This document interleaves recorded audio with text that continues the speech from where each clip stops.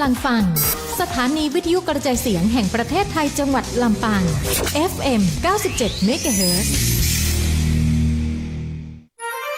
สำนักงานขนส่งจังหวัดลำปางขอเชิญร่วมประมูลทะเบียนรถเลขสวย301หมายเลขกับป้ายประมูลกราฟิกโฉมใหม่สีฟ้าสดใสหมวดอักษรกไก่สฤษีเกษมทรัพย์ทวีบารมีโชคลาภโดยการประมูล2ช่องทางประมูลทางวาจาณสโมสรนครลำปางใกล้สวนสาธารณะเขลางนครและผ่านระบบอินเทอร์เน็ตเว็บไซต์ www.ทะเบียนรถ ปิดประมูลในวันเสาร์ที่ 28 มีนาคม 2569 ตั้งแต่เวลา 9 นาฬิกาเป็นต้นไปเรียงตามลำดับหมายเลขรายได้จากการประมูลจะนำเข้ากองทุนเพื่อความปลอดภัยในการใช้รถใช้ถนนสนับสนุนโครงการป้องกันและลดอุบัติเหตุทางถนนป้ายทะเบียนเลขสวยหมวดกไก่สฤษีใช้สำหรับรถเก๋งรถปิกอัพ4ประตูและรถแวนป้ายทุกป้ายได้ทำพิธีอธิษฐานจิตพุทธาภิเษกเรียบร้อยแล้วสนใจสอบถามได้ที่สำนักงานขนส่งจังหวัดลำปางสำนักงานขนส่งสาขาอำเภอเถินสาขาอำเภอแจ้ห่มและสาขาอำเภอเงาโทรศัพท์054-265-140 และ 054-265-143 ID Line 093-198-1699 Facebook สำนักงานขนส่งจังหวัดลำปางกรมการขนส่งทางบกหรือสายด่วน 1584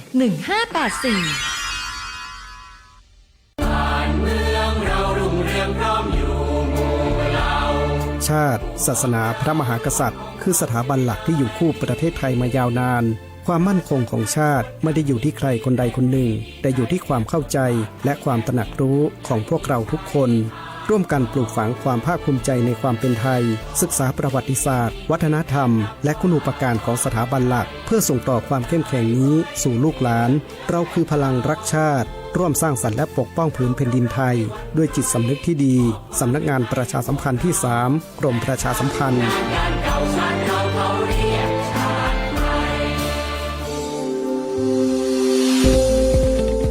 หลากหลายข้อมูลข่าวสารจากรัฐจัดเต็มข่าวเด่นในที่เมืองเหนือเวลา4 โมงแรงใน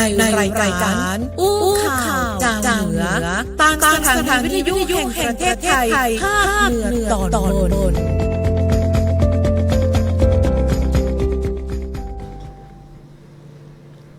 สวัสดีเจ้า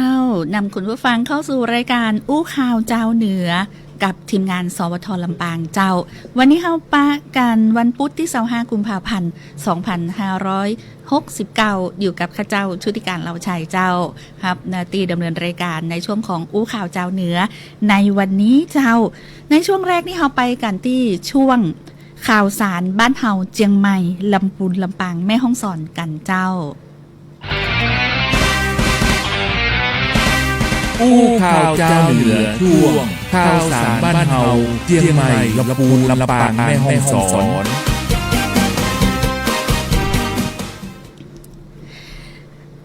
มาที่สวทลำปางก่อนกันแล้วกันเนาะมาติดตามข่าวสารในพื้นที่จังหวัดลำปางก่อนวันนี้เจ้าคลังปิโตรเลียมลำปางเจ้าซ้อมใหญ่แผนฉุกเฉินอพยพหนีไฟปี 2569ยกระดับมาตรฐานความปลอดภัยเจ้าในช่วงเจ้าที่ผ่านมาเจ้าต่างด้านคลังปิโตรเลียมลำปางของต่างบริษัทปตท.น้ำมันและการค้าปลีกจำกัดมหาชนหรือว่า OR เจ้าจัดการฝึกซ้อมแผนระงับเหตุฉุกเฉินและอพยพหนีไฟประจำปีงบประมาณ 2569 โดยมีต่างด้านนายธีรพลพุนทวีผู้จัดการส่วนคลังปิโตรเลียมลำปางเป็นประธานเปิดการฝึกซ้อมเพื่อเสริมสร้างความพร้อมและกับความเชี่ยวชาญของพนักงานในการรับมือกับเหตุการณ์วิกฤตอย่างเป็นระบบและมืออาชีพเจ้าโดยเปิ้ลก็ได้จำลองสถานการณ์เสมือนจริงในการฝึกซ้อมเตือนนี้โดยการจำลองเหตุก๊าซรั่วและก็เกิดเพลิงไหม้ระหว่างการจ่ายก๊าซต่างรถยนต์พร้อมดำเนินการตามขั้นตอนบัญชาการเหตุการณ์ครบถ้วนบ่ว่าจะเป็นเรื่องของการแจ้งเหตุและควบคุมสถานการณ์ในเบื้องต้นการอพยพพนักงานสู่จุดรวมพลอย่างปลอดภัยการประสานหน่วยงานภายนอกสนับสนุนการดับเพลิงการบริหารจัดการผ่านศูนย์บัญชาการเหตุการณ์การฝึกซ้อมดังกล่าวเป็นไป ตามข้อกำหนดของกรมสวัสดิการและคุ้มครองแรงงานเนื่องจากว่าคลังปิโตรเลียมนี่ถือว่าเป็นจุดสำรองพลังงานสำคัญของพื้นที่และกระจัดอยู่ในกลุ่มสถานประกอบการที่มีความเสี่ยงสูงต้องมีมาตรการควบคุมความปลอดภัยอย่างเข้มงวดสำหรับประเด็นอากาศร้อนในช่วงหน้าร้อนนี้ตังคลังปิโตรเลียมก็ยืนยันว่าถังเก็บก๊าซและน้ำมันได้รับการออกแบบมาตรฐานสากลรองรับอุณหภูมิสูงพร้อมระบบความในเรื่องของการควบคุมแรงดันอัตโนมัติเพื่อความปลอดภัยสูงสุดเจ้าและเรื่องของการถอดบทเรียนหลังการซ้อมแผนภายหลังจากการฝึกซ้อมนะเจ้าเป็นก็เปิดโอกาสให้ผู้ที่ไปสังเกตการหน่วยงานที่เกี่ยวข้องร่วมเสนอข้อคิดเห็นแลกเปลี่ยนข้อเสนอแนะเพื่อนำไปพัฒนาแผนให้มีประสิทธิภาพยิ่งขึ้นทั้งนี้การฝึกซ้อมก็เป็นไปด้วยความเรียบร้อยเจ้าโดยก็ได้รับความร่วมมือจากหลายหน่วยงานในพื้นที่การสะท้อนให้หันถึงความพร้อมและก็ความตื่นตัวความปลอดภัยในทุกภาคส่วนสร้างความเชื่อมั่นให้กับพนักงานชุมชนตลอดถึงพี่น้องประชาชนว่าความปลอดภัยคือหัวใจสำคัญของการดำเนินงานเจ้าจากลำปางแล้วไปที่เจียงใหม่ต่อเลยเจ้าสำนักบริหารพื้นที่อนุรักษ์ที่16เจียงใหม่แจ้งเตือนประชาชนในพื้นที่ใกล้เคียงคือระวังอันตรายจากกรณีที่พบร่องรอยที่คาดว่าจะเป็นเสือโคร่งหลุดในพื้นที่อำเภอจอมตองเจ้าทางด้านผู้อำนวยการสำนักบริหารพื้นที่อนุรักษ์ที่16เจียงใหม่แจ้งเตือนพี่น้องประชาชนในพื้นที่ใกล้เคียงคือระวังอันตรายจากกรณีที่พบร่องรอยที่คาดว่าจะเป็นเสือโคร่งหลุดในพื้นที่อำเภอจอมตองและกับสั่งระดมชุดสัตวแพทย์และโดรนสำรวจหาตัวเสือโคร่งทางด้านนายกฤษยามคงสตรีผู้อำนวยการสำนักบริหารพื้นที่อนุรักษ์ที่16แจ้งเตือนประชาชนจากกรณีพบเจอร่องรอยที่คาดว่าเป็นเสือและก็ซากงัวที่ถูกกัดนะเจ้าบริเวณลำคอบริเวณบ้านเมืองอ่างอำเภอจอมตองในเขตอุทยานแห่งชาติดอยอินทนนท์สำนักบริหารพื้นที่อนุรักษ์ที่16เจียงใหม่ก็เลยได้สั่งการให้ตั้งเจ้าหน้าที่ลงพื้นที่ตรวจสอบพิกัดป่าที่บ้านแม่ป่าก่อตำบลบ้านหลวงกับพบหลักฐานสำคัญก็เป็นหอยอุ้งติ๋นขนาด 6-7 เซนติเมตรและก็ซากงัวที่ถูกกัดบริเวณลำคอเสียหายถึง3จุดยืนยันชัดเจนว่าเป็นฝีมือของเสือโคร่งซึ่งก็ถือว่าเป็นเหตุการณ์ผิดปกติเนื่องจากว่าพื้นที่อุทยานแห่งชาติดอยอินทนนท์บ่เคยมีประวัติพบเสือโคร่งตามธรรมชาติมาก่อนและขณะที่แหล่งเลี้ยงใกล้เคียงกับอำเภอดอยลอและกับเชียงใหม่ไนท์ซาฟารีกันยังบ่มีการแจ้งรายงานเรื่องของสัตว์หลุดหายเพื่อความปลอดภัยสูงสุดของพี่น้องประชาชนขอให้เฝ้าระวังนะเจ้าโดยเฉพาะทางอุทยานแห่งชาติดอยอินทนนท์เนี่ยเป็นก็ได้มีมาตรการป้องกันเฝ้าระวังโดยจัดชุดเจ้าหน้าที่นะเจ้า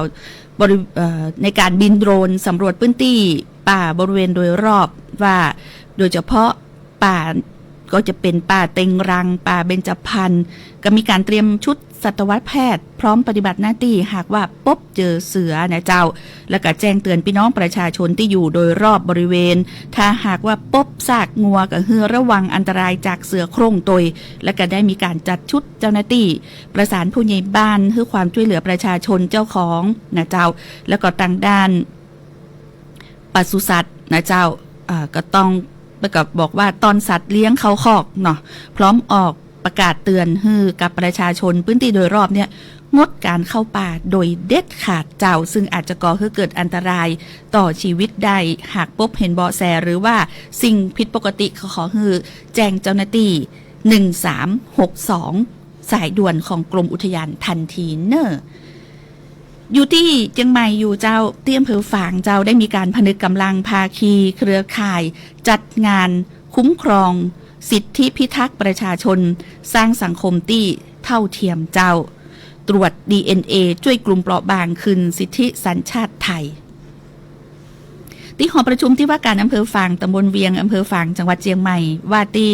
ร้อยตรีนพรัตน์สุภกิจโกศลนายอำเภอฝางก็ได้เป็นประธานเปิดงานคุ้มครองสิทธิพิทักษ์ประชาชนสร้างสังคมที่เท่าเทียมแห่งแก้ไขปัญหาคนไทยตกหล่นคืนสิทธิด้วยหลักวิทยาศาสตร์นะเจ้าทั้งนี้ในพื้นที่อำเภอฝางเนี่ยก็ ตลอดถึงอำเภอใกล้เคียงจังหวัดเชียงใหม่ยังคงมีพี่น้องประชาชนกลุ่มเปราะบางโดยเฉพาะกลุ่มคนไทยที่ตกหล่นต่างทะเบียนราษฎร์เป็นจำนวนนักอยู่นะเจ้าซึ่งก็ส่งผลกระทบโดยตรงต่อการเข้าถึงสิทธิขั้นพื้นฐานและการคุ้มครองจากภาครัฐเนื่องจากว่าขาดหลักฐานต่างทะเบียนที่ชัดเจนซึ่งอำเภอฝางก็ได้ร่วมกับหน่วยงานภาครัฐภาคประชาสังคมประกอบด้วยกรมคุ้มครองสิทธิและเสรีภาพสถาบันนิติวิทยาศาสตร์กรมสอบสวนคดีพิเศษ DSI กรมพินิจและคุ้มครองเด็กและเยาวชนสำนักงานหลักประกันสุขภาพแห่งชาติสปสช.เขต 1 เชียงใหม่โรงพยาบาลฝางมูลนิธิสุภนิมิตแห่งประเทศไทยเครือข่ายภาคประชาสังคมในพื้นที่ดำเนินการตรวจสารพันธุกรรมหรือที่เขาฮ้องกันว่า DNA กลุ่มเป้าหมายจาก 4 อำเภอได้แก่อำเภอฝางอำเภอแม่อายอำเภอชัยปราการอำเภอแม่สวยที่เข้าร่วมโครงการรวมทั้งหมด103 รายเจ้าซึ่งบุคคลที่ตกหล่นต่างทะเบียนที่ต้องตรวจพิสูจน์สารพันธุกรรมเนี่ยมีจำนวน62 รายบุคคลอ้างอิงผู้มีสัญชาติไทย41 รายนอกจากนี้ก็ยังมีการจัดบูธนิทรรศการให้ความรู้ด้านกฎหมายด้านสิทธิมนุษยชนจากหน่วยงานต่างๆโดยเพื่อความสร้างความเข้าใจและก็อำนวยความสะดวกแก่พี่น้องประชาชนในการรักษาสิทธิของตัวเก่าอย่างยั่งยืนเจ้ามาต่อที่ลำพูนเจ้าท้องถิ่นจังหวัดลำพูนตรวจสอบขยะที่มีคนลักเอามาขว้างบริเวณหิมถนนสาย106ลำพูนอำเภอลี้เจ้าเนื่องถือว่าได้ห้องบุคคลตามเอกสารแจ้งหนี้ค่าไฟฟ้าที่พบในกองขยะเข้าเปรียบเทียบปรับและก็เคลียร์พื้นที่ให้สะอาดเรียบร้อยเจ้าตั้งลำปูนที่ถนนหลวงหมายเลข106ลำปูนลี้ถือว่าอยู่ช่วงระหว่างหอยต่ออำเภอป่าซางและอำเภอบ้านโฮงในพื้นที่นะเจ้าต่างองค์การบริหารส่วนตำบลน้ำดิบอำเภอป่าซางจังหวัดลำพูนนายรุ่งโรจน์สุนทรท้องถิ่นจังหวัดลำพูนพร้อมด้วยจ่าเอกสุนทรอุไรสายผู้อำนวยการกลุ่มงานบริการสาธารณะท้องถิ่นสำนักงานส่งเสริมการปกครองท้องถิ่นจังหวัดลำพูนร่วมกับรองนายกปลัดและกับเจ้าหน้าที่ขององค์การบริหารส่วนตำบลน้ำดิบตรวจสอบขยะที่มีคนเอามาขว้างบริเวณหิมถนนสาย106ลำพูนลี้จึงได้ทำการตรวจสอบเอกสารจากกองขยะเพื่อสืบหาที่มาของขยะพบว่าเป็นขยะที่เป็นของประชาชนทั้งในและนอกพื้นที่นำมาขว้างก็เลยแจ้งให้ต่างอบต.น้ำดิบดำเนินการแจ้งบุคคลตามรายชื่อมารับทราบและเปรียบเทียบปรับพร้อมทั้งให้เคลียร์ขยะในบริเวณดังกล่าวและกระทำแผงปิดทางเข้าบ่ฮือสามารถนำขยะมาขว้างในแหมแล้วก็ติดป้ายป้องกันป้องปรามพร้อมระบุโทษของการลักเอาขยะมาขว้างฮือได้รับรู้รับทราบตัว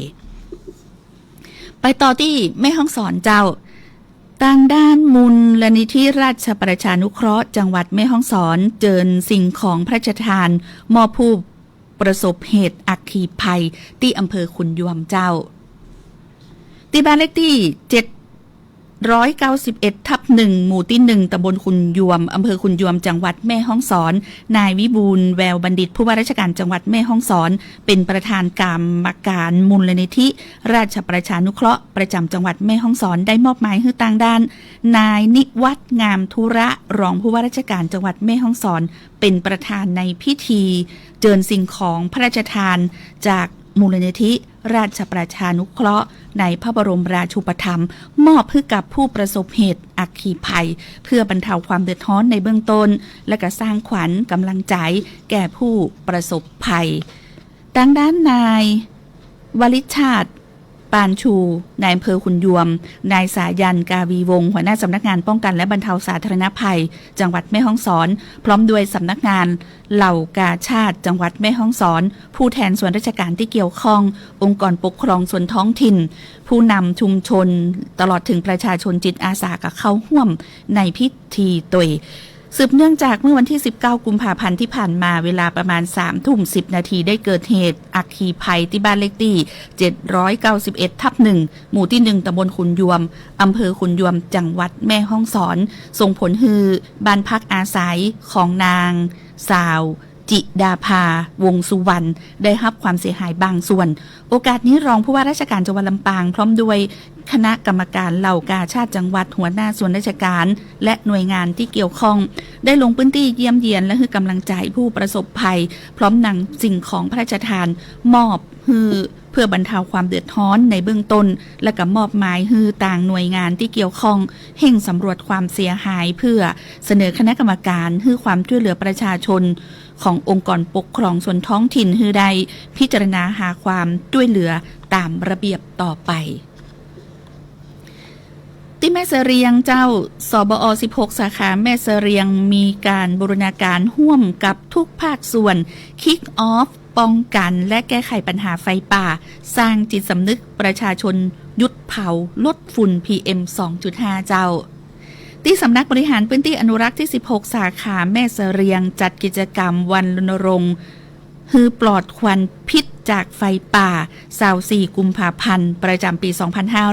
2569และกิจกรรม Kick Off ป้องกันและแก้ไขปัญหาไฟป่าหมอกควันและฝุ่นละอองขนาดน้อย PM 2.5 โดยนายกัมปนาทประจงพิมพ์รักษาการในตำแหน่งผู้อำนวยการส่วนควบคุมและปฏิบัติการไฟป่าก็ได้นำหัวหน้าส่วนราชการทหารตำรวจผู้บริหารองค์กรส่วนท้องถิ่นกำนันผู้ใหญ่บ้านผู้นำชุมชนประชาชนนักเรียนและก็เครือข่ายอาสาสมัครพิทักษ์อุทยานแห่งชาติสัตว์ป่าและพันธุ์พืชเข้าร่วมกิจกรรมโดยมีนายชัยชาญศรียงผู้อำนวยการสำนักบริหารพื้นที่อนุรักษ์ที่16สาขาแม่เสรียงเป็นประธานในพิธีเปิดสำหรับกิจกรรมในเตื้อนี้ก็มีการจัดบูธนิทรรศการให้ความรู้เกี่ยวกับการป้องกันและก็เฝ้าระวังไฟป่ามีการสาธิตการทำแนวกันไฟการสาธิตการทำปุ๋ยหมักและการตอบปัญหาเสริมสร้างความรู้ให้กับละอ่อนชิงรางวัลหลายรายการพร้อมกับมอบเงินให้กับชุดอสในการทำหน้าที่ป้องกันและก็เฝ้าระวังไฟป่าในพื้นที่โดยทั้งนี้เพื่อให้ประชาชนในพื้นที่ได้ตระหนักถึงอันตรายของควันพิษปรับเปลี่ยนพฤติกรรมการเผาบ่ว่าจะเป็นเผาป่าเผาไร่เผานารักษาความสมดุลของระบบนิเวศและอากาศที่บริสุทธิ์รวมถึงส่งเสริมความร่วมมือในการป้องกันและแก้ไขปัญหาไฟป่าและหมอกควันโดยสร้างการตระหนักรู้ผ่านเยาวชนสู่ครอบครัวและกะชุมชนต่อไปเจ้าภาคการกรรมเดียวเฮาปิกมาในช่วงของข่าวสารบ้านเฮาเจียงไฮ้พะเยาแป้น่านกันต่อเจ้าคุณเทกี้เดี๋ยวช่วยจอดข้างหน้าให้แสงหน้าแวะซื้อของไปฝากคุณชายกบแป๊บนึงได้ไหมคะได้ครับผมจอดแป๊บเดียวไม่ต้องดับเครื่องก็ได้มั้งครับกลับขึ้นมาก็จะได้นั่งสบายๆแอร์เย็นฉ่ำๆรอเลยไม่ได้แสงล่าจะใครซี่อย่าหาทำเชียวนะคะต้องดับเครื่องก่อนค่ะเจ้าฝุ่น PM 2.5 เนี่ยที่ทำให้เราสุขภาพแย่ทุกวันนี้ก็เพราะนี่ไงคะหนึ่งในสาเหตุสำคัญก็มาจากท่อไอเสียของรถยนต์ที่สัญจรไปมาบนท้องถนนนี่แหละค่ะ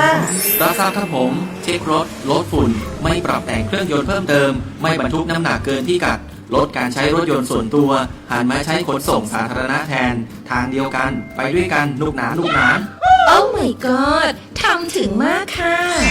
ปรับพฤติกรรมการใช้รถช่วยลดฝุ่น PM 2.5 สร้างอากาศดีเพื่อเราทุกคนปรารถนาดีจากสำนักงานประชาสัมพันธ์ที่3กรมประชาสัมพันธ์ Thank you คุณเทกี้อู้ข่าวเจ้าเหนือช่วงข่าวสารบ้านเฮาเจียงไฮ้พะเยาแป้น่านมาต่อกันที่ช่วงข่าวสารบ้านเฮาเจียงใหม่พะเยาแป้น่านกันต่อเจ้าไปที่เจียงไฮ้กันก่อนชมรมสถานีวิทยุจังหวัดเจียงไฮ้เจ้าจัดพิธีทำบุญและกิจกรรมปันน้ำใจ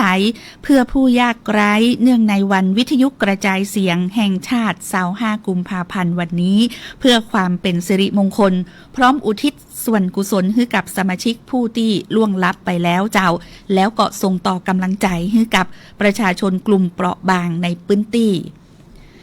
เมื่อช่วงเช้าที่ผ่านมาเจ้าตีวัดห้วยป่ากังอำเภอเมืองเจียงไฮ้จังหวัดเจียงไฮ้นายรัชพลงามกระบวนผู้อำนวยการสถานีวิทยุกระจายเสียงแห่งประเทศไทยจังหวัดเจียงไฮ้ในฐานะประธานชมรมสถานีวิทยุจังหวัดเจียงไฮ้นำสมาชิกชมรมจากหลายหน่วยงานเข้าร่วมพิธีทำบุญถวายภัตตาหารแด่พระสงฆ์เพื่อความเป็นสิริมงคลแก่ผู้ปฏิบัติงานด้านวิทยุกระจายเสียงและอุทิศส่วนกุศลให้แก่สมาชิกของแต่ละสถานีที่ล่วงลับไปแล้วสำหรับสถานีที่เข้าร่วมกิจกรรมก็มีด้านสถานีวิทยุกระจายเสียง914สถานีวิทยุกระจายเสียงทหารอากาศ015เจียงไฮ้สถานีวิทยุกระจายเสียงตำรวจภูธรภาค5จังหวัดเจียงไฮ้สถานีวิทยุกรมรักษาสถานีวิทยุกรมการรักษาดินแดนจังหวัดเจียงไฮ้สถานีวิทยุกระจายเสียงกรมประมงจังหวัดเจียงไฮ้และสถานีวิทยุอสมทเจียงไฮ้โดยบรรยากาศเป็นไปอย่างเรียบง่ายอบอุ่นและก็เป็นไปด้วยความสามัคคีของคนทำงานด้านสื่อวิทยุในพื้นที่จังหวัดเจียงไฮ้เจ้าซึ่งทางด้านนายรัชพลก็อู้ว่าวันวิทยุกระจายเสียงแห่งชาติที่ถือว่าเป็นวันสำคัญของผู้ปฏิบัติงานด้านสื่อสารมวลชนแขนงวิทยุซึ่งมีบทบาทเผยแพร่ข้อมูลข่าวสารสร้างความรู้ความเข้าใจเป็นสื่อกลางในการเชื่อมโยงภาครัฐกับประชาชนโดยเฉพาะในสถานการณ์ฉุกเฉินหรือว่าภัยพิบัติวิทยุยังคงเป็นสื่อที่เข้าถึงประชาชนได้อย่างรวดเร็วและก็ครอบคลุมภายหลังเสร็จสิ้นพิธีทำบุญคณะสมาชิกชมรมก็ได้ร่วมกันจัดกิจกรรมปั่นน้ำใจเพื่อผู้ยากไร้ลงพื้นที่อำเภอเมืองเจียงไฮ้มอบสิ่งของไม่ว่าจะเป็นข้าวสารอาหารแห้งน้ำดื่มปัจจัยในการดำรงชีพเพื่อกับผู้ป่วยติดเตียงแล้วก็ครอบครัวผู้ที่มีฐานะยากลำบากเพื่อบรรเทาความเดือดร้อนและก็สร้างขวัญกำลังใจซึ่งกิจกรรมดังกล่าวนี่ก็สะท้อนถึงบทบาทของสื่อวิทยุที่ไม่ได้ทำหน้าที่เพียงแค่รายงานข่าวสารแต่ว่ายังมีความรับผิดชอบต่อสังคมพร้อมยืนหยัดเคียงข้างประชาชนในทุกมิติไม่ว่าจะเป็นข้อมูลข่าวสารหรือว่าการแบ่งปันน้ำใจเนื่องในวันวิทยุกระจายเสียงแห่งชาติปีนี้ทางชมรมสถานีวิทยุจังหวัดเจียงไฮ้ยังคงยืนยันเจตนารมณ์ในการปฏิบัติหน้าที่ด้วยความถูกต้องเที่ยงตรงและก็ยึดประโยชน์ของพี่น้องประชาชนเป็นสำคัญและก็พร้อมร่วมกันพัฒนางานวิทยุกระจายเสียงให้ก้าวตันยุคสมัยและก็เป็นสื่อสร้างสรรค์ของสังคมอย่างยั่งยืนต่อไปที่พะเยาต่อเจ้าคณะศิลปศาสตร์ม.พะเยามอบสื่อพัฒนาทักษะภาษาเสริมโอกาสการเรียนรู้ละอ่อนในพื้นที่ห่างไกลผ่านหนังสือและหนังสือเสียงเจ้าคณะศิลปศาสตร์มหาวิทยาลัยพะเยาลงพื้นที่ดำเนินโครงการอัพ CSV นะเจ้าที่โรงเรียนตำรวจตระเวนชายแดนเบตตี้ดูเมนอำเภอปงจังหวัดพะเยาเจ้าเพื่อร่วมพัฒนาการเรียนรู้การสร้างโอกาสทางการศึกษาให้กับละอ่อนเยาวชนในพื้นที่ห่างไกลโดยมีผู้ช่วยศาสตราจารย์ดร.จิตติมากาวีระคณบดีคณะศิลปศาสตร์พร้อมด้วยผู้บริหารบุคลากรคณะศิลปศาสตร์ก็ได้มอบหนังสือและก็หนังสือเสียงสื่อการเรียนรู้ด้านภาษาพร้อมอุปกรณ์คอมพิวเตอร์ให้กับนักเรียนโรงเรียนตำรวจตระเวนชายแดนเบตตี้ดูเมนโดยพันตำรวจโทมงคลปัญญาครูใหญ่โรงเรียนตำรวจตระเวนชายแดนเบตตี้ดูเมนเป็นผู้รับมอบนะเจ้าเพื่อช่วยเหลือนักเรียนที่คือมีแหล่งเรียนรู้ที่หลากหลายนะเจ้าเข้าถึงการอ่านได้ฝึกทักษะภาษาได้นักขึ้นทั้งภาษาไทยภาษาอังกฤษและภาษาต่างประเทศซึ่งถือว่าเป็นพื้นฐานสำคัญต่อการเรียนรู้ในระยะยาวเจ้าไปต่อที่จังหวัดแพร่ต่อเลยเจ้าเกษตรจังหวัดแพร่ปั้นต้นกล้าพันธุ์ดีเสริมศักยภาพทุเรียนแพร่พัฒนาเกษตรกรผลิตสินค้าเกษตรปลอดภัยอย่างครบวงจรเพิ่มมูลค่าและกับความสามารถการแข่งขันเจ้านางสาวซอยเพชรตันติ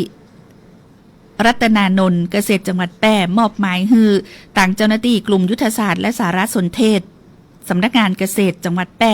ลงพื้นที่พบปะพี่น้องเกษตรกรฮือแนวทางในการขับเคลื่อนโครงการส่งเสริมและพัฒนาผลิตสินค้าเกษตรปลอดภัยอย่างครบวงจรโดยใช้นวัตกรรมและเทคโนโลยีเพื่อเพิ่มมูลค่าปี 2569 เจ้าเพื่อส่งเสริมและก็ยกระดับ ศักยภาพสินค้าเกษตรที่สำคัญของจังหวัดแพร่ผ่านต้นแบบการใช้งานวิจัยเทคโนโลยีและนวัตกรรมสมัยใหม่ในการผลิตและในการจัดการฟาร์มเพิ่มประสิทธิภาพการผลิตและก็ก้าวสู่การเป็นสินค้าเกษตรที่มีศักยภาพสูงโดยการฝึกอบรมถ่ายทอดเทคโนโลยีการผลิตสู่ผู้ที่เป็นเกษตรกรปลูกทุเรียนในพื้นที่อำเภอวังจิ้นเจ้าแล้วก็เพื่อพัฒนาผลผลิตให้มีคุณภาพมีความปลอดภัยตามมาตรฐานเกษตรที่ดีเหมาะสมหรือที่เฮาฮ้องกันว่า GAP และก็มีปริมาณเพียงพอกับความต้องการของตลาดนะเจ้าแล้วก็เป็นการแก้ไขปัญหาด้านการผลิตการตลาดโดยการวิเคราะห์สถานการณ์ผ่านการเชื่อมโยงระหว่างผู้ผลิตผู้ประกอบการและก็ผู้บริโภคคือมีศักยภาพอย่างเป็นระบบ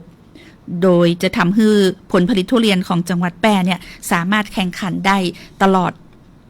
ทั้งปีนะเจ้าคือแข่งขันในตลาดผลไม้ไทยของเขาเนี่ยได้ไปน่านต่อเลยเจ้าตางสภ.เมืองน่านลุยรีเอ็กซเรย์สุ่มตรวจปัสสาวะละอ่อนที่มีอายุ 12-65 ปีเลยนะเจ้าตามโครงการตำบลยั่งยืนพบผลบวก13รายสมัครใจบำบัดที่หอประชุมบ้านดอนเจริญหมู่6ตำบลกองควายอำเภอเมืองน่านจังหวัดน่านเจ้าหน้าที่จากสถานีตำรวจภูธรเมืองน่านดำเนินการสุ่มตรวจปัสสาวะคัดกรองรีเอ็กซเรย์ประชาชนอายุระหว่าง 12-65 ปีทุกหลังคาเฮือนตามโครงการตำบลยั่งยืนเพื่อแก้ไขปัญหายาเสพติดแบบครบวงจรตามยุทธศาสตร์ชาติประจำปี 2569 เจ้าการปฏิบัติการเตือนนี้อยู่ภายใต้การอำนวยการของพันตำรวจเอกชานรงค์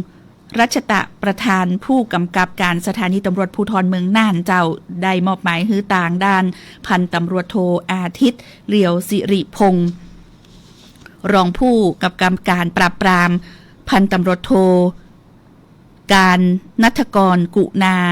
สารวัตรปราบปรามแล้วก็พันตำรวจโทสุวัฒน์ศรีบุญเรืองสารวัตรสืบสวนพร้อมชุดร้อยเวรซาวชุดสืบสวนด้วยกันและก็ชุดปฏิบัติการตำรวจยั่งยืนร่วมกับฝ่ายปกครองผู้ใหญ่บ้านดอนเจริญหมู่ที่6และอสม.บ้านดอนเจริญลงพื้นที่ดำเนินการสุ่มตรวจพบผู้มีสารเสพติดในร่างกายเป็นผลบวกจำนวน13รายซึ่งทั้งหมดสมัครใจเข้าสู่กระบวนการบำบัดรักษานะเจ้าตามแนวทางของโครงการตำบลยั่งยืนเจ้าทั้งนี้การดำเนินการดังกล่าวก็มีเป้าหมายเพื่อค้นหาและก็ช่วยเหลือผู้เสพเข้าสู่กระบวนการบำบัดลดปัญหายาเสพติดในชุมชนสร้างความเข้มแข็งให้กับพื้นที่อย่างยั่งยืนโดยอาศัยความร่วมมือจากทุกภาคส่วนในชุมชนนี้ร่วมกันแก้ไขปัญหาอย่างเป็นระบบและต่อเนื่องเจ้าและนี่ก็คือประเด็นทั้งหมดในช่วงของอู้ข่าวเจ้าเหนือในวันนี้กับสวท.ลำปางเจ้าในช่วงต่อไปติดตามใต้ร่มพระบารมีพระพันปีหลวงกันต่อเจ้าวันนี้ลาไปก่อนสวัสดีเจ้า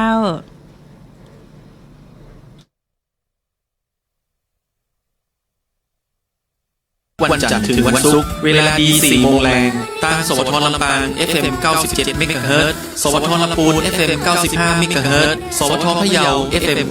95.25 เมกะเฮิรตซ์สวท.แพร่ FM 91 เมกะเฮิรตซ์สวท.น่าน FM 94.75 เมกะเฮิรตซ์สวท.เชียงใหม่ FM 98 เมกะเฮิรตซ์และ AM 639 กิโลเฮิรตซ์สวท.ฝาง FM 89.25 เมกะเฮิรตซ์สวท.เจียงไฮ้ FM 95.75 เมกะเฮิรตซ์สวท.แม่ฮ่องสอน FM 104 เมกะเฮิรตซ์สวท.แม่เสรียง FM 90.5 เมกะเฮิรตซ์และสวท.เพื่อการเรียนรู้และเตือนภัยภาคเหนือ AM 549 กิโลเฮิรตซ์และเพจ Facebook ของแต่ละสถานีเนอร์ครับไปกันที่เมืองลำปาง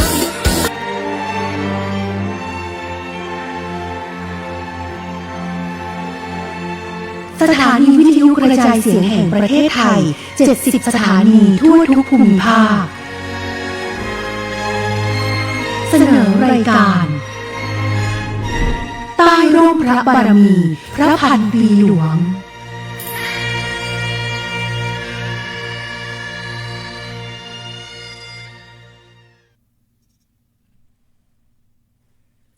สวัสดีครับขอต้อนรับทุกท่านเข้าสู่รายการใต้ร่มพระบารมีพระพันปีหลวง ออกอากาศทุกวันจันทร์ถึงวันศุกร์เวลา 16:30 น. ถึง 17:00 น. ทางสถานีวิทยุกระจายเสียงแห่งประเทศไทยทั่วประเทศ 70 สถานี ซึ่งวันนี้ครับวันพุธที่ 14 มกราคม 2569 ก็จะเป็นส่วนของสถานีวิทยุกระจายเสียงแห่งประเทศไทยจังหวัด101รับผิดชอบการออกอากาศครับและวันนี้ครับทุกท่านก็จะได้พบกันกับผมเฉลิมชลผู้สมศรีผู้ดำเนินรายการครับและสำหรับในช่วงแรกของรายการใต้ร่มพระบารมีพระพันปีหลวงวันนี้ครับผมก็จะพาทุกท่านครับไปย้อนชมภาพเก่าอันทรงคุณค่าที่จะมาบอกเล่าเรื่องราวเมื่อครั้งที่สมเด็จพระนางเจ้าสิริกิติ์พระบรมราชินีนาถพระบรมราชชนนีพันปีหลวงทรงเสด็จพระราชดำเนินเยี่ยมราษฎรในพื้นที่จังหวัด101เรื่องราวจะเป็นอย่างไรเดี๋ยวเราจะมารับชมรับฟังไปพร้อมๆกันในช่วงภาพเก่าเล่าเรื่องครับช่วงภาพเก่าเล่าเรื่อง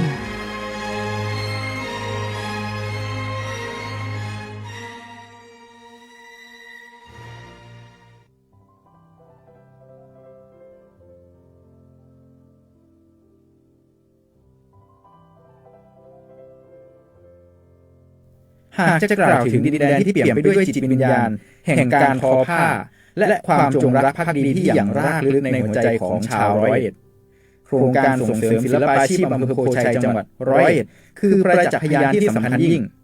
โครงการแห่งนี้ก่อตั้งขึ้นจากพระมหากรุณาธิคุณของสมเด็จพระนางเจ้าสิริกิติ์พระบรมราชินีนาถพระบรมราชชนนีพันปีหลวงเมื่อครั้งเสด็จพระราชดำเนินเยี่ยมราษฎรในพื้นที่อำเภอโพชัยจังหวัด101พระองค์ทรงทอดพระเนตรเห็นความทุกข์ยากของราษฎรที่ประสบปัญหาแห้งแล้งแต่ในความขาดแคลนนั้นทรงพบความร่ำรวยทางภูมิปัญญานั่นคือฝีมือการทอผ้าไหมที่ประณีตและมีเอกลักษณ์จึงทรงมีพระราชดำริให้จัดตั้งกลุ่มศิลปาชีพขึ้นเพื่อสร้างอาชีพเสริมและรายได้ที่ยั่งยืนให้กับประสบนิกรหัวใจสำคัญของศูนย์ศิลปาชีพโพชัยจังหวัด101คือการรักษาอัตลักษณ์แห่งภูมิปัญญาผ้าไหมของที่นี่ไม่ได้เป็นเพียงเครื่องนุ่งห่มแต่คือศิลปะที่ถักทอจากสายใยธรรมชาติตั้งแต่การปลูกหม่อนเลี้ยงไหมไปจนถึงกระบวนการปั้นหมี่ที่อาศัยความชำนาญขั้นสูงที่นี่โดดเด่นในการฟื้นฟูลายผ้าเก่าแก่อย่างเช่นลายนาคลายโคมและลายขอซึ่งสะท้อนความเชื่อและวิถีชีวิตของชาวอีสานเน้นการใช้สีจากเปลือกไม้ใบไม้และวัสดุในท้องถิ่นทำให้ผ้ามีสีสันที่นุ่มนวลปลอดภัยต่อผู้ผลิตและผู้สวมใส่อีกทั้งสมาชิกทุกคนของโครงการผ่านการฝึกอบรมจนได้รับมาตรฐานตรานกยุงพระราชทานเพื่อสร้างความเชื่อมั่นให้กับตลาดทั้งในประเทศและต่างประเทศโครงการนี้ไม่ใช่แค่เรื่องของผ้าแต่คือการสร้างคนและสร้างชุมชนครับจากเดิมที่พึ่งพาเกษตรกรรมเพียงอย่างเดียวปัจจุบันสมาชิกมีรายได้เสริมที่มั่นคงลดปัญหาการทิ้งถิ่นฐานไปทำงานในเมืองใหญ่ศูนย์ศิลปาชีพแห่งนี้ยังเป็นจุดศูนย์รวมของกลุ่มสตรีและผู้สูงอายุเกิดการแลกเปลี่ยนเรียนรู้สร้างความเข้มแข็งให้กับสถาบันครอบครัว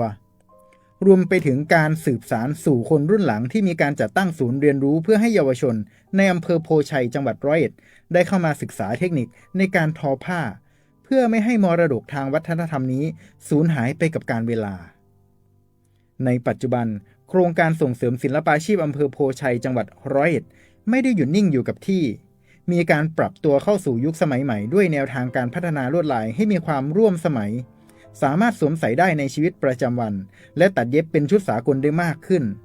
และยังมีการขยายช่องทางการตลาดสู่แพลตฟอร์มออนไลน์เพื่อให้ผ้าไหมจากฝีมือชาวโพชัยเข้าถึงมือผู้บริโภคทั่วโลกได้โดยตรง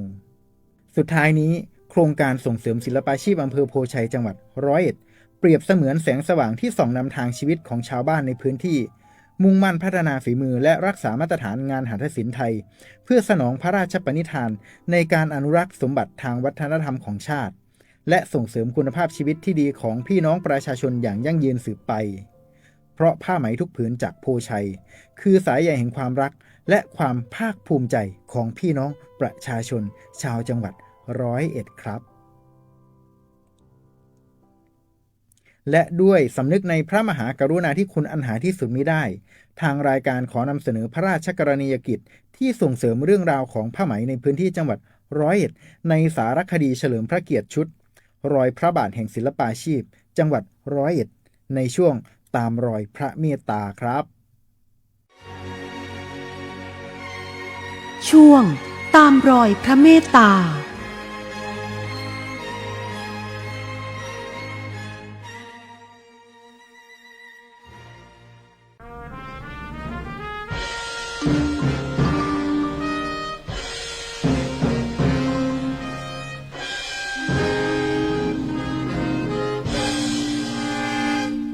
สารคดีเฉลิมพระเกียรติรอยพระบาทแห่งศิลปาชีพจังหวัดร้อยเอ็ดสมเด็จพระนางเจ้าสิริกิติ์พระบรมราชินีนาถพระบรมราชชนนีพันปีหลวงได้เสด็จพระราชดำเนินไปทั่วทุกหนแห่งเพื่อทรงงานตามพระราชปณิธานอันเปี่ยมล้นด้วยพระเมตตาแก่ปวงชนชาวไทยหนึ่งในนั้นคือดินแดนแห่งไหมทองจังหวัดร้อยเอ็ด18 ธันวาคม พุทธศักราช 2536 นับเป็นวันประวัติศาสตร์ของชาวอำเภอโพชัยพระองค์เสด็จพระราชดำเนินเป็นองค์ประธานเปิดศูนย์ศิลปาชีพอำเภอโพชัยทรงปลูกต้นพิกุลไว้2 ต้นเป็นสิริมงคลและทรงติดตามงานโครงการส่งเสริมศิลปาชีพด้วยพระราชดำริที่ทรงเห็นความยากลำบากของราษฎรจึงพระราชทานทุนทรัพย์ส่วนพระองค์ให้ชาวบ้านปลูกหม่อนเลี้ยงไหมและทอผ้าไหมเพื่อสร้างรายได้และอาชีพที่มั่นคงปีถัดมาพุทธศักราช 2537 พระองค์เสด็จพระราชดำเนินไปยังอำเภอปทุมรัฐเสด็จทรงเปิดโครงการส่งเสริมศิลปาชีพณโรงเรียนบ้านโพลงามพระราชดำริของพระองค์ได้เปลี่ยนแปลงชีวิตชาวบ้านจากความยากจนสู่ความภาคภูมิใจในฝีมือผ้าไหมปทุมรัฐที่งดงามและทรงคุณค่าสะท้อนถึงพระมหากรุณาธิคุณและพระอัจฉริยภาพในการพัฒนาคนด้วยงานหัตถศิลป์ไทยต่อมาเมื่อวันที่ 22 พฤศจิกายน พุทธศักราช 2543 พระองค์เสด็จพระราชดำเนินพร้อมด้วยสมเด็จพระบรมโอรสาธิราชสยามกุฎราชกุมารพระอิสริยยศในขณะนั้นณพระมหาเจดีย์ชัยมงคลอำเภอหนองพอกเพื่อพระราชทานธงและเข็มพิทักษ์ป่าเพื่อรักษาชีวิตแก่ราษฎรผู้อนุรักษ์ป่าดีเด่นแต่ได้พระราชทานพระราชสวนีให้จัดตั้งโครงการส่งเสริมศิลปาชีพป่าผาน้ำทิพย์เพื่อช่วยเหลือราษฎรให้มีรายได้ไม่ต้องตัดไม้ทำลายป่าร่วมรักษาธรรมชาติควบคู่กับการพัฒนาอาชีพจากโพชัยสู่ปทุมรัฐและหนองพอกรอยพระบาททุกย่างก้าวของสมเด็จพระนางเจ้าสิริกิติ์พระบรมราชินีนาถพระบรมราชชนนีพันปีหลวงคือรอยแห่งความรักความเมตตาและความเสียสละที่หล่อเลี้ยงชีวิตผู้คนมากมายให้อยู่ดีมีสุขสืบสานภูมิปัญญาไทยให้คงอยู่คู่แผ่นดินพระองค์ทรงเป็นดั่งแม่ของแผ่นดินผู้เปี่ยมด้วยพระมหากรุณาธิคุณอันหาที่สุดมิได้ในช่วงสานต่อพระราชปณิธานวันนี้ผมจะพาทุกท่านไปพบกับคุณกัญญากระภูชัยหนึ่งในสมาชิกของศูนย์ศิลปาชีพอำเภอโพชัยในสมเด็จพระนางเจ้าสิริกิติ์พระบรมราชินีนาถพระบรมราชชนนีพันปีหลวงหนึ่งบุคคลที่ยังช่วยอนุรักษ์ส่งเสริมศิลปะหัตถกรรมไทยให้คงอยู่สืบไปเราจะไปฟังบทสัมภาษณ์ของคุณกัญญากระภูชัยพร้อมกันตอนนี้ได้เลยครับช่วงสานต่อพระราชปณิธาน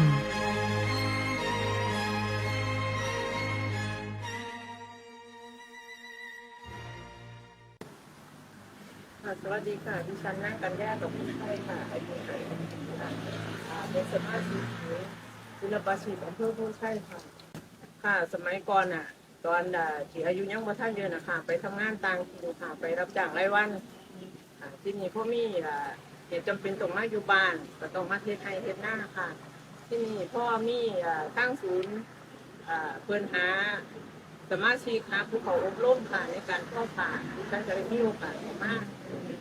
อบรมน้ำเพลินค่ะทีนี้ตอนแรกดิฉันก็คิดว่าการเขามาอบรมการเขามาทอผ้าก็จะเป็นอาชีพเสริมดังจากที่เฮาว่างจากการเฮ็ดไร่เฮ็ดนาเนาะค่ะเนาะทีนี้พ่อเขามาศึกษาแล้วเขามาถึงในจุดที่นี้แล้วว่าดิฉันก็ชอบในจุดนี้ที่ว่ามีการเฮ็ดงานฝีมือมีการทอผ้าไหมมีการทอผ้าฝ้าย ค่ะดิฉันก็ชอบแต่ที่นี่ก็มีการเข้ามาอบรมรุ่นต่อรุ่นกระจายให้รุ่นน้องเข้ามาน้ำแนวค่ะเข้ามาศึกษาในกลุ่มนี้มีทั้งสมาชิกข้อผ่าไหมข้อผ่าฝากประมาณ75,000ค่ะรายได้เฉลี่ยต่อเดือนนี่ก็สิอยู่ประมาณว่าสมาชิกท่านใดที่เพิ่นมีเวลาแล้วก็มีการทอผ่าเป็นชิ้นนะคะซึ่งว่าการทอผ้าไหมนี่เพิ่นก็สิเฮ็ดเป็นชิ้นเนาะค่ะแต่ว่าผ้าฝ้ายนี่ก็สิเป็นม้วนเป็นเม็ดแล้วแต่สมาชิกแต่ละคนเพิ่นมีเวลาเฮ็ดค่ะเพราะว่าบางคนก็สิหน้า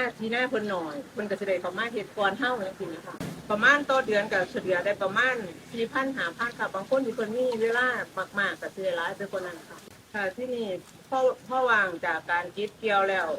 ก็สิพากันมาร่วมตัวกันเฮ็ดผ้าไหมเฮ็ดฝ่ายหรือบางที่ก็ฝ่ายศูนย์ก็มาก็สิพากันไปซื้อลงทุนหาทุนไปซื้อได้ซื้อหยังมาเฮ็ดก็ฝากขายอยู่ที่ศูนย์ค่ะทางเด็กนักเรียนที่ศูนย์ให้โอกาสมันจะมีหลังๆจะเป็นรายการลดการเรียนจะมีการลงปฏิบัติกับอาชีพหลากหลาย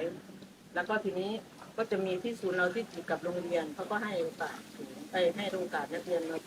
มาฝึกค่ะมาเรียนรู้เพิ่มเติมค่ะฉันก็คือดีใจและชื่นใจที่เรามาอยู่ในกลุ่มนี้นะคะเด็กนักเรียนที่ฉันก็จะเอาความรู้ฉันได้อบรมมาได้เรียนรู้มาจากรุ่นต่อรุ่นเนาะค่ะเนาะเพื่อมากระจายเด็กน้อยหลังเพิ่นมีความต้องการมาเรียนรู้มาศึกษาค่ะเพิ่นต่างค่ะเป็นอาชีพที่พอเด็กน้อยชุมชนนี้เพิ่นก็สิเก่งเพิ่นก็สิมีอันนั้นอันนี้คือพอมากอ่ะมีรายใหม่ๆของมากของเฮาเหมือนกันเนาะและในช่วงสุดท้ายของรายการวันนี้ครับผมจะพาทุกท่านไปรับทราบเรื่องราวเกี่ยวกับโครงการน้อมรำลึกในพระมหากรุณาธิคุณสมเด็จพระนางเจ้าสิริกิติ์พระบรมราชินีนาถพระบรมราชชนนีพันปีหลวงโดยล่าสุดครับจังหวัดร้อยเอ็ดโดยศูนย์ส่งเสริมการเรียนรู้ระดับอำเภอเมืองร้อยเอ็ดได้จัดโครงการน้อมรำลึกในพระมหากรุณาธิคุณสมเด็จพระนางเจ้าสิริกิติ์พระบรมราชินีนาถพระบรมราชชนนีพันปีหลวงเมื่อวันที่ 7 มกราคม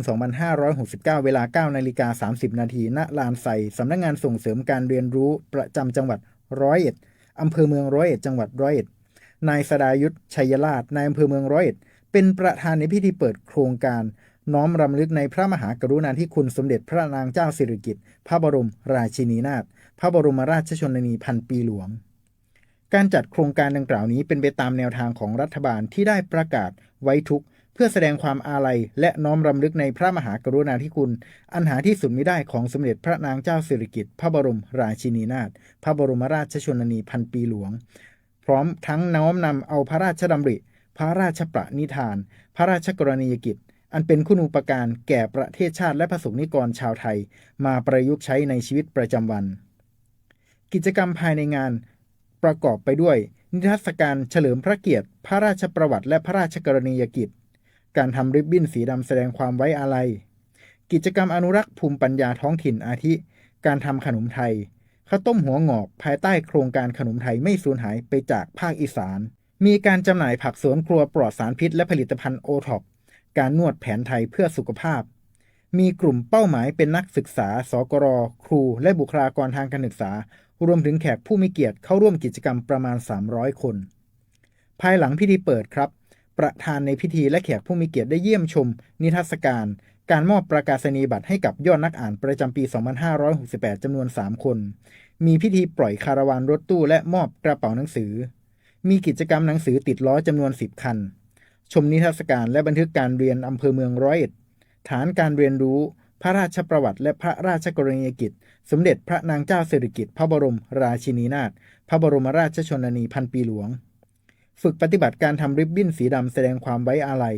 ของสมเด็จพระนางเจ้าสิริกิติ์พระบรมราชินีนาถพระบรมราชชนนีพันปีหลวง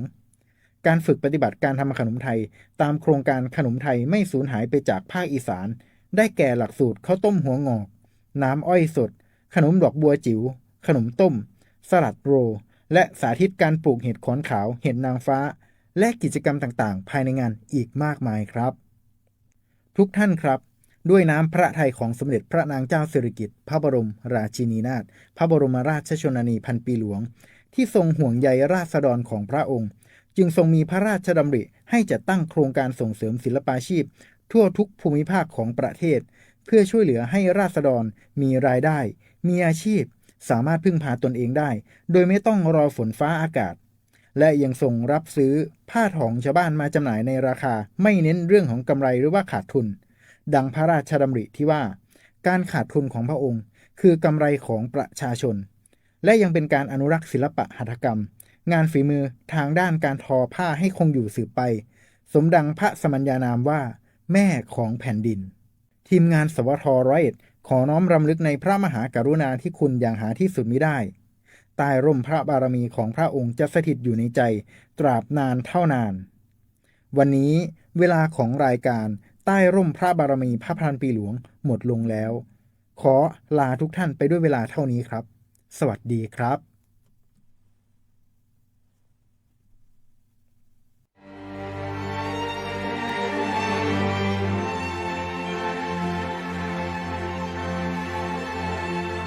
สถานีวิทยุกระจายเสียงแห่งประเทศไทย 70 สถานีทั่วทุกภูมิภาคเสนอรายการใต้ร่มพระบารมีพระพันปีหลวง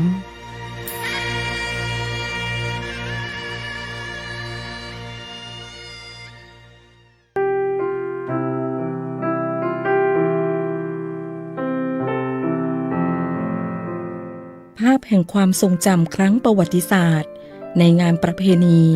สมน้ำคืนเพ็งเสงประทีปครั้งที่ 27 ประจำปี 2568 ค่ำคืนแห่งงานประเพณีที่สว่างไสวได้เป็นศูนย์รวมแห่งความศรัทธาและความจงรักภักดีณลานสาเกตนครบึงพรานชัยประชาชนทุกหมู่เหล่ามารวมตัวกันอย่างพร้อมเพรียงณลานสาเกตนครเพื่อน้อมรำลึกในพระมหากรุณาธิคุณอันหาที่สุดมิได้แด่สมเด็จพระนางเจ้าสิริกิติ์พระบรมราชินีนาถพระบรมราชชนนีพันปีหลวงโดยการจุดเทียนแสดงความอาลัยและแปะอักษรเป็นเลข101เพื่อแสดงออกถึงความจงรักและภักดีความอาลัยอย่างสุดซึ้งต่อแม่ของแผ่นดินของประสบนิกรชาว101และชาวไทยท่ามกลางแสงเทียนที่สว่างไสวนับเป็นภาพแห่งความสามัคคีและความจงรักภักดีที่ตราตรึงใจค่ำคืนนี้จึงไม่ใช่เป็นเพียงงานประเพณีหากเป็นอีกหนึ่งวันที่สำคัญที่ประชาชนชาว101รวมหัวใจนับหมื่นดวงเพื่อแสดงออกถึงความรักความสามัคคีและความภักดี